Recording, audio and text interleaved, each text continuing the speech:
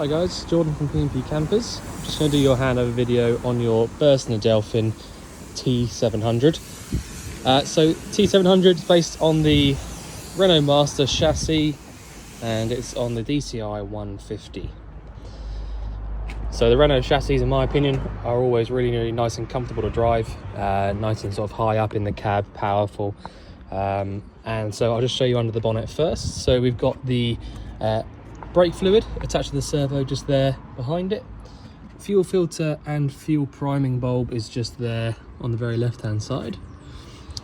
Power steering fluid and your washer fluid. You've then got your coolant in this reservoir just up here at the top, which you can see the engine's cold at the moment and we're just at the max line, so that is absolutely perfect. Then got the engine oil cap just there, and your engine oil dipstick is the yellow topped one just down here at the bottom. Just make sure I put that on right, which I did. Yep. Air filter sits inside this box just here. You can see really easy to get to. You just need some star keys to get into that. And the only other thing I really need to show you is because on these chassis the engine battery sits under the floor in the cab, you can still jump start it nice and easily with the positive terminal, the jump starting terminal just there, and any earth that you can find. I mean, an earth would be something like an engine hoist, or this just here probably work nicely as an earth. These things here will be earths as well, so any of those things there really would be fine. Right, I'm just going to close the bonnet because it has just started to rain. Right, so on this near side, there's not much to show you in here, to be honest. There very rarely is. It's just sort of, you know, swivel seat handle is here, and the bonnet release handle is there as well.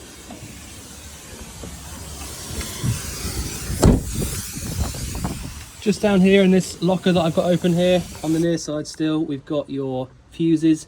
This is your 12-volt fuses just in here. The fridge vents are just here, and you know, you don't need to know much about them, to be honest. It's just that that's where you get to the back of the fridge. Storage in the locker down here. This vent just here is for your boiler. If you've got the boiler lit up on gas, you will feel hot air coming out through the bottom of it, like I can now. This is essentially an old boiler cover, if you like. You know, it's just basically where you got a fan in there and all that sort of stuff. So you can just completely ignore this one, to be completely honest with you. This one to the right here, loads of storage in there again, and a handle here to allow you to hold it up. Freshwater filling point is this one just down here, so push in and round to the left to get that to release. In the locker next door to that, we've got access to the freshwater tank, which is the one with the red cap just there. The boiler drain is this one just here in front of that. The way that you use that, it does say it on the top of it, but if the boiler hasn't got any water in it, which I'll show you how to work out when we get inside, you just lift this up and that will allow you to you know, let water into the boiler. And your freshwater drain is the one over in the corner there.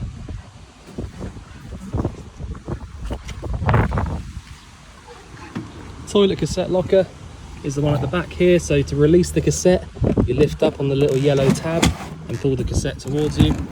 You drain it out from here and you hold down the little yellow button at the back when you're doing that.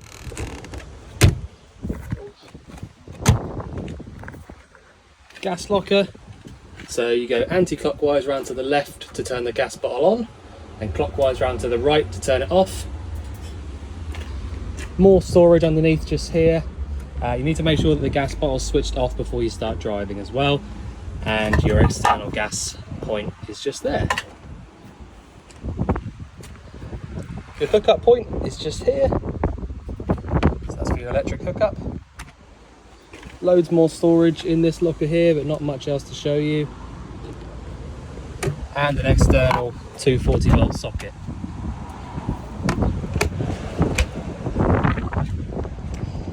Loads more sort of wet storage under here in this offside locker. The electric step comes out from this little switch just here. Nice and easy. And I think that is about it. Just about in time.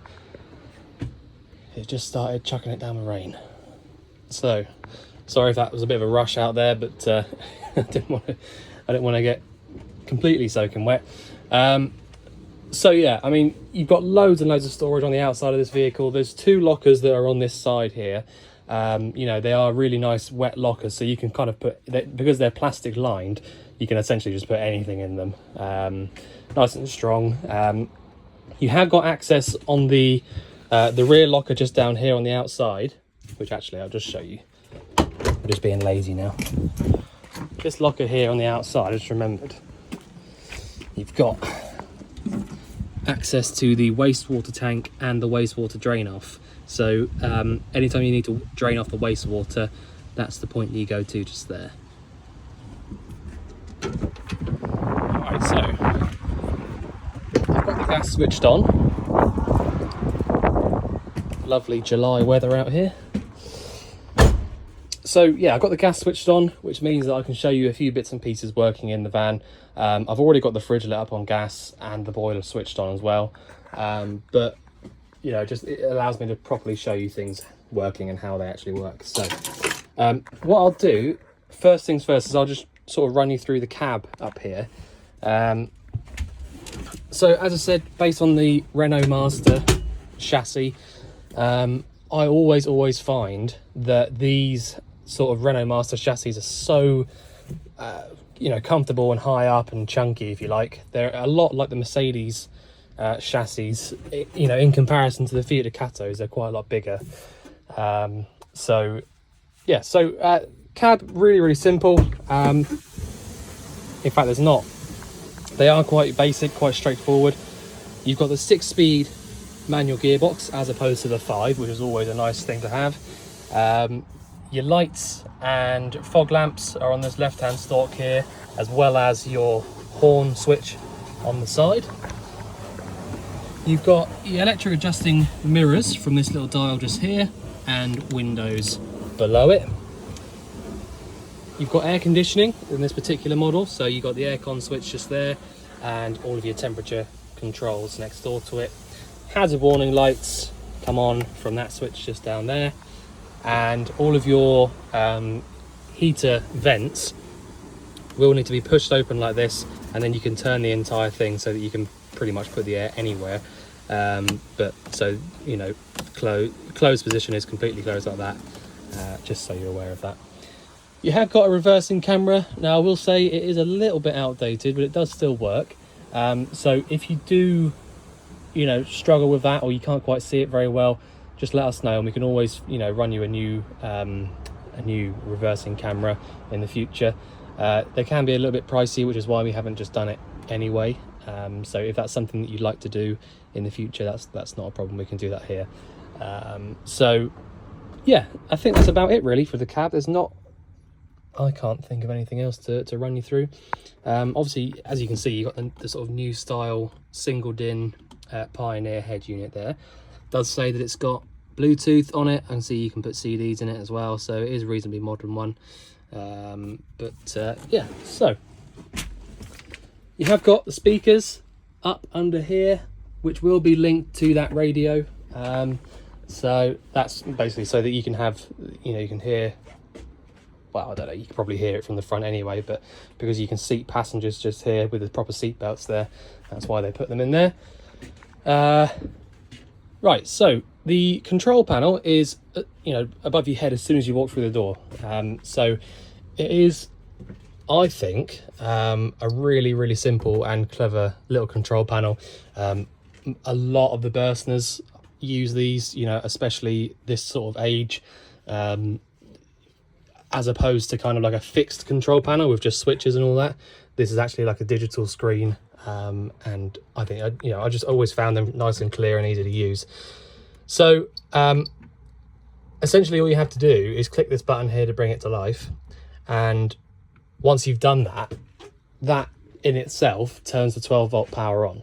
So once you've done that, you will then be able to switch your lights on, So all of the 12 volt, any 12 volt lights now will come to life. Extractor fan under there as well from this left hand switch, which there will be a vent for. There you go. So yeah, as soon as you turn that control panel on by turning that button on there, it gives you access to everything 12 volt basically. So now that we've done that, we could then go through and, I don't know, like I said, turn all the lights on. If there's an electric flush on the toilet, which, yeah, there is, you would need that switch on as well. And it will then also allow you to use the water pump. The water pump on this particular vehicle is what you'd call a submersible pump, which is what a lot of the German brands do. And so a submersible pump physically sits inside the water tank rather than drawing water from it sort of via a pipe. So the advantage to a submersible pump is that it doesn't work on pressure. It actually works on 12 volt power. So the pump will not physically run, cannot run, unless you've got the tap in the open position. And the reason for that is in the actual tap itself at the top, you've got what's called a micro switch. And so when you physically lift the tap up, the micro switch bridges the gap basically and creates the 12 volt power draw from the pump. So if there was going to be a leak somewhere in the van and you have a submersible pump like this one, your pump isn't going to be constantly running and running and running until it gets to pressure, and then, you know, obviously by doing that, eventually creating a really, really horrible big leak. This one, if there's a leak somewhere, you'll only really see it when you're physically pulling the tap. So there's no massive pressure everywhere, basically. So on that same note, once we've turned the control panel on, I will run you through the control panel in a minute, but once you turn the control panel on, it is really important to do one thing. The boiler, like I mentioned outside, you have to make sure that it's actually full of water before trying to light it up and do whatever you want to do with it. And the only way to do that, because the boiler unfortunately doesn't have a little gauge on it anywhere saying, you know, it's got this much in it, it's got that much in it, they just don't have it. The only way to know is to come over to the tap, pull the cold water through, and then pull the hot water through. So I know now that the boiler is completely full of water. If I pull the hot water through that tap and water comes through it like it just has there, the boiler is full. If I pull the hot water side of the tap there and no water comes out, or if it starts coughing and spluttering and going, you know, all over the place, it means that the boiler's not quite full. So in that case, all you would have to do is leave the tap running until that boiler is full, assuming that you've got the boiler drain in the upright lifted up position outside in that locker like I showed you. Then, you know, just basically wait for it to start coming through just like it did there. But that's all you have to do. Just literally a few seconds just to do that, just to make sure that you completely pressurized and it's, you know, that everything's full. That's it. Then you can do whatever you like. You can turn the boiler on, you can do, you know, anything. So I always like to point that out first, just because it's really important. If you light the boiler up without any water in it, it's going to overheat, it's going to melt wires and whatever else, and you'll be forking out for a new boiler, which you obviously don't want to do.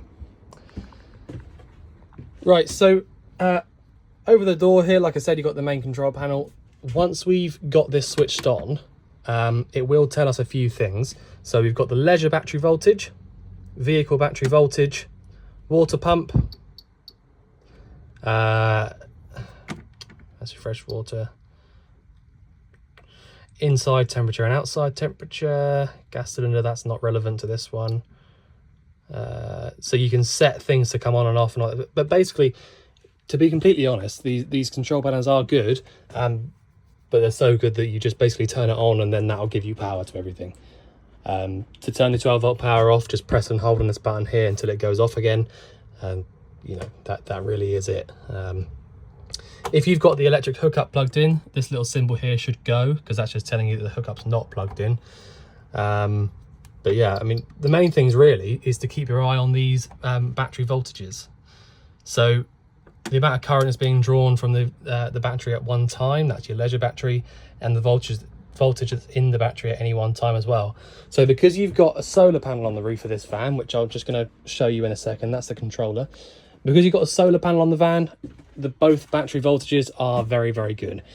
You've got what's called a duo regulator, which means that the solar panel creates the power, you know, from solar energy, comes down, and then it goes off to both leisure and engine batteries. So instead of just powering one battery, which would normally be the leisure, you can actually, you know, this one is actually constantly charging up both, so that, you know, you're never gonna, well, don't hold me to that, it might in the future, you never know if the battery gets too old, but you're very, very unlikely to go out to your van in the morning and find that either battery is flat. And in fact, the fact that the vehicle battery voltage is sat on 14 volts, you know, that's almost like a charging, right? That's the sort of voltage that you might find in the battery that's got, you know, a charger on it. So, you know, the voltages are very, very good. A standard resting battery rate is around 12.2. So, you know, it's very, very good. So that's the control panel. To be honest, there's not really anything to run through. You just sort of turn it on. Once you've turned it on, you've got 12-volt power.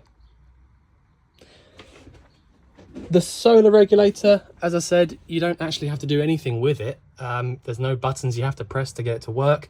It's all been wired up nice and neatly. And basically you've just got battery 1, battery 2, and the solar panel wires coming in through the middle. So, you know, that's it. Just make sure that you don't lean too much stuff right up against those wires there, because you don't want them to be stretched. But yeah, otherwise it's been nice and neatly done. I can see that, and it's all working absolutely brilliantly. So I wouldn't worry about that whatsoever. So that's where the solar controller is in that cupboard. Like I said, you've got the 2 forward-facing proper over-the-shoulder seat belts, which are the only ones you're actually allowed to fit nowadays, after the law changed. So yeah, proper, you know, chassis mounted, factory fitted seat belts there. Absolutely tons of paperwork for the vehicle in this brown box just here. And there is also, I've just noticed, a 12-volt socket over there under the table. So the fridge is, well, the fridge and the oven / grill. Another typical thing for these Burstners or German vans to do is put the oven above the fridge there. You can get a version of this fridge which actually has the oven integrated as part of the top of the fridge, but this one is separate. So the oven / grill, really easy to use. All you actually have to do is, well, you will need a lighter of some description to light any of these up, because there isn't an ignition on them. But basically, if you want to light the grill up, you push in around to the right, and that will allow the gas to come through for the grill, or in around to the left to light the oven up, which should be just down the back at the bottom.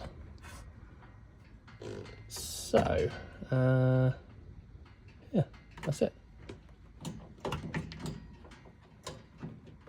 Well, actually, let's run the video still. Hold on. Don't know if it's just my eyes deceiving me. Yes, it is. Don't worry. I was looking down there thinking, actually, there's no oven down there, but there is. Right, so I'll tell you what, put that back in a minute. So yeah, that's the oven and grill. Nice and easy. A lot of them just don't have the, you can buy them with the electronic ignition, but you know, some of them do, some of them just don't have it. So there you go.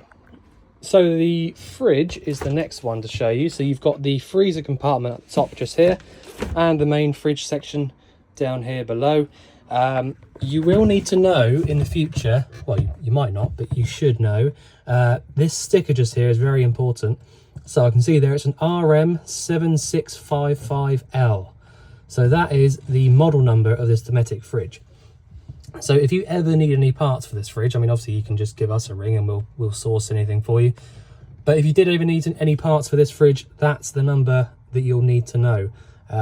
For any kind of, you know, dealer of parts, that's the one that they'll need to know. You shouldn't really need any parts for this because, you know, we've done a habitation check. It works really, really well. But you never know, in the future, things can go wrong. So I just thought I'd show you that's the number that you need there to show you what parts you need. So Dometic fridge, as I said, it's an AES fridge, which stands for automatic energy selecting, and essentially what that means is that you've got this auto function here. If you didn't have the auto function, you wouldn't have, it's not AES. In all honesty, again, the auto function, in my opinion, is a little bit wasted in a way. You can just leave it on auto if you want to, but again, I just think it's just as easy to just run through and do it yourself. I don't see what the big kind of, I don't know. I just know from a kind of point of view from someone that's been doing that works on these fridges and vans all the time. Sometimes I just don't see the point in it. It's so easy just to run through these yourself, and at least then you know that it's definitely on the correct one all the time. But the auto functionality is there. It will choose the correct one 9 times out of 10, which it has done now. So we're on auto and it's chosen gas. The other two ways are 240 volt and 12 volt.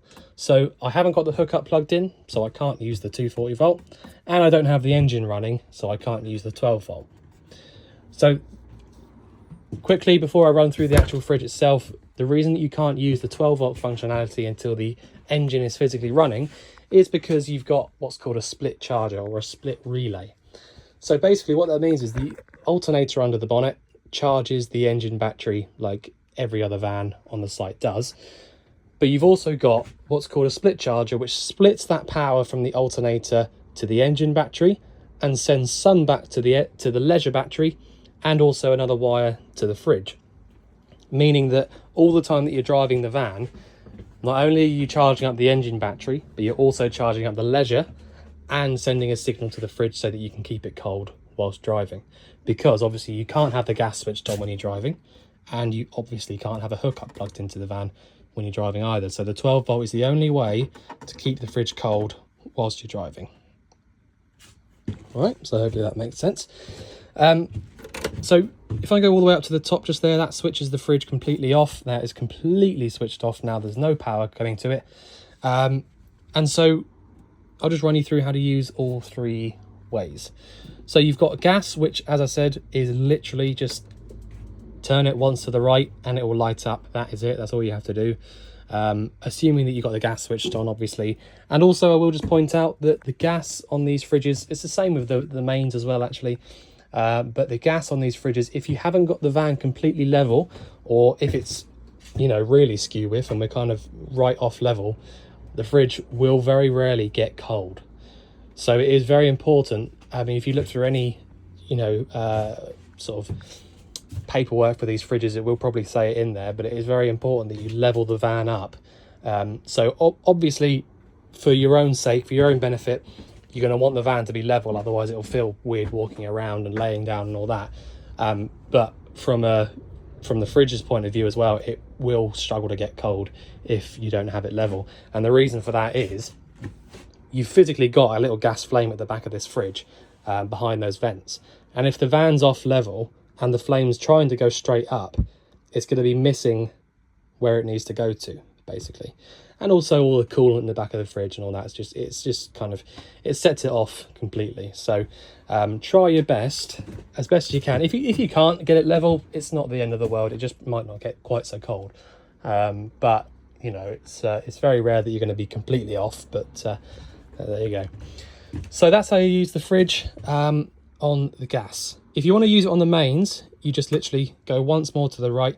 If the mains cable was plugged into the van, you would have a little green light in there, and it would just basically start cooling down just like that. If you had the engine running and you've already pre-cooled the fridge on either the electric hookup or the gas, then you can switch down to 12 volt, which again, you would get a green light coming up there if it was actually working, but because the engine's not running, it's not got any power. And that's it. There is also a little fan behind the vent at the back there. That's for basically mainly for the gas. If it's seriously hot outside, like if you were abroad, not so much in the UK, but if you were abroad and it was seriously hot outside, you might sometimes need to have that switched on to give you a little bit of extra sort of air in the back of the fridge, basically, to get it nice and cold. But that is it. That is it really for the fridge. So the other side of us, we've got loads of storage under this cupboard here, a couple of wires and bits and pieces in there for the switches for the lights and the step switch as well. Cutlery drawer. This here is a point for the external gas point. So if you plug this into the gas point, which would be this side here, plug it in, and then you could put a flexible hose onto the end of this. So that is what that is for, just in case you wondered. As I said, you've got the 3-burner hob up here. Again, no ignition on these. These little prongs at the back are thermocouples, which is basically your flame failure device or your flame sensing device, which essentially senses the flame is on and allows the gas to carry on coming through. If the flame failure device doesn't sense any gas coming or any flame there, it will not let any gas to come through. And the reason it does that is because it's the same in any household cooker as well, they've all got them. If you turn one of these dials on here, because the flame failure device or the thermocouple is working, it's not just pumping gas out right now. So if I had left that on by accident, now it's not pumping any gas through it. Until I light it up by pressing the button down, absolutely no gas will come through. So that's why they do it.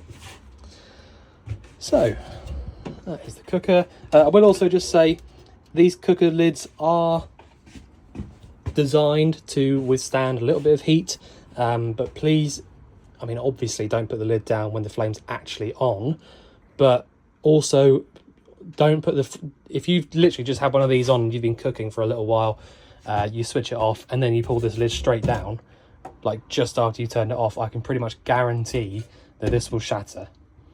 So just leave it up for as long as you can, let it all cool right down, and then put the lid down. Otherwise it will, you know, I'm certain, I've seen it a few times, that it will just shatter. As I said, they are made to withstand some heat, same with this stuff and the stuff above the cooker there as well. Yeah, just be careful with that. Little bin in there, a bit more storage in there. Just make sure I'm not missing anything out before we carry on. No, so just absolutely tons of storage there underneath. You have also got storage up top here as well. Okay, so in this cupboard just here, oh, I've got the awning light on for some reason. There you go.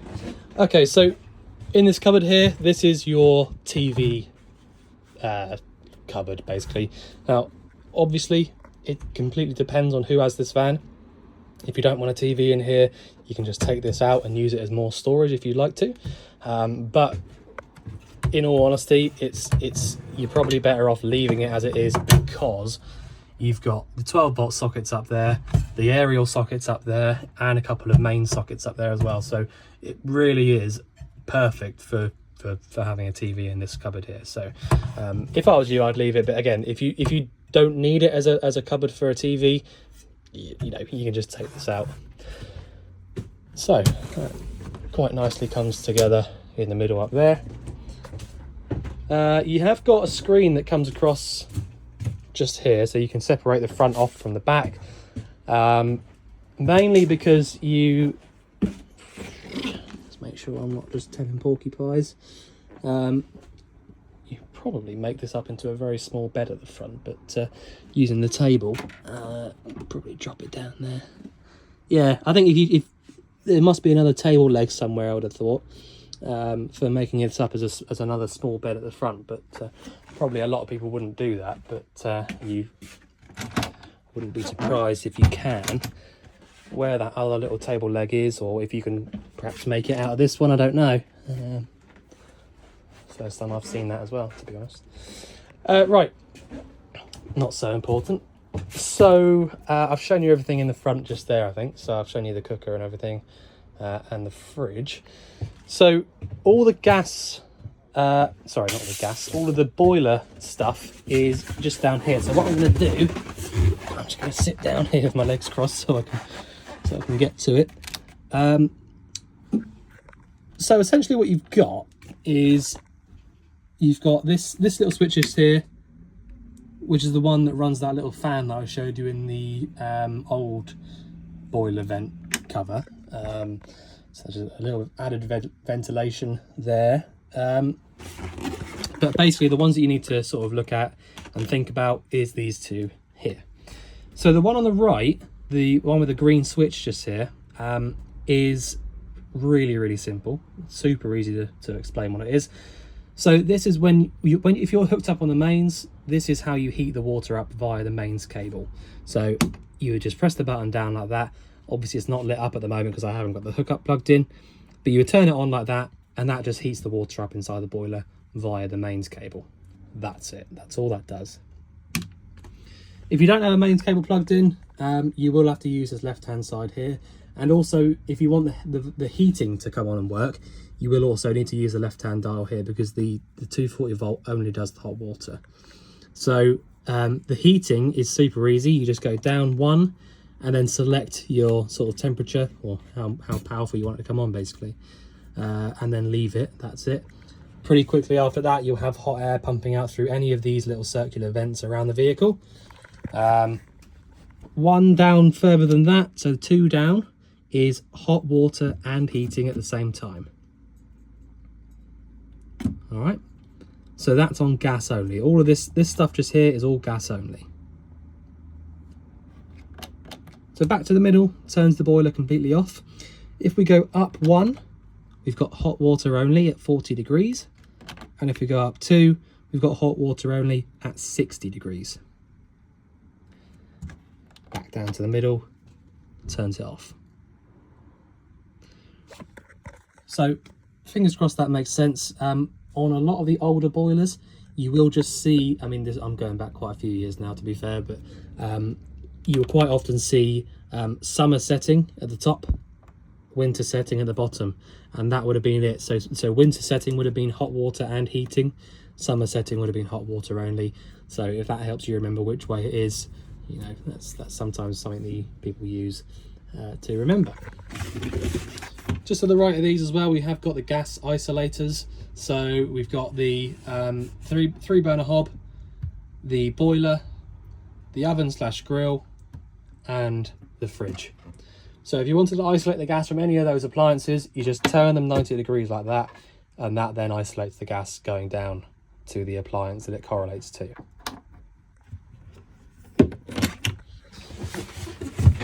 Okay, so you've obviously got your, I mean, it's a lovely layout, this particular van. You've got the bathroom to the back, but through this door here, and the twin single beds. Always a popular layout, you know, no matter what the brand really, it's always a popular layout. So the last bit I need to show you is the bathroom. So the bathroom itself, again, really nice layout in the sense that you've got a complete and good size separate shower just in there. I very rarely actually show you how to use the shower because it's literally just left for hot, right for, well, you know, it's just a mixer tap, nice and easy. Same for the sink in the bathroom as well. It's just literally left and right, hot and cold.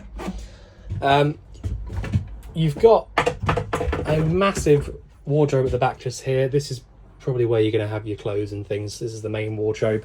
You've also got your 240 volt trip switches just here, and your TV aerial and booster. So the TV aerial itself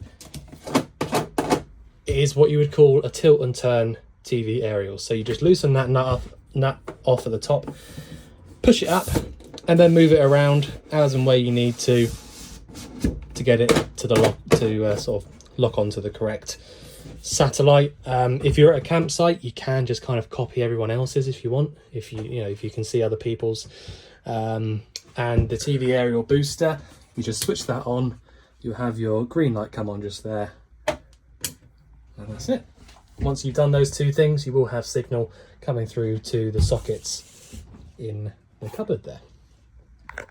So that's that cupboard just there. We've got a nice big pull out cupboard just here for bits and pieces in there as well. And good storage above the toilet. The toilet itself is generally the only thing I actually run through. It's very easy, but a lot of people won't know how to use it. So all that you've basically got is this button at the back here, which is the one that pumps the flush fluid around. So if I press on that, it is just fresh water because it's a fresh water flush. And then to drain it into the cassette, we pull towards us on the little grey handle. That's now drained into the cassette, and push it back. Once you've done that, the toilet's now empty again. So, I think, and I am sorry that it was a bit quick on the outside at the beginning.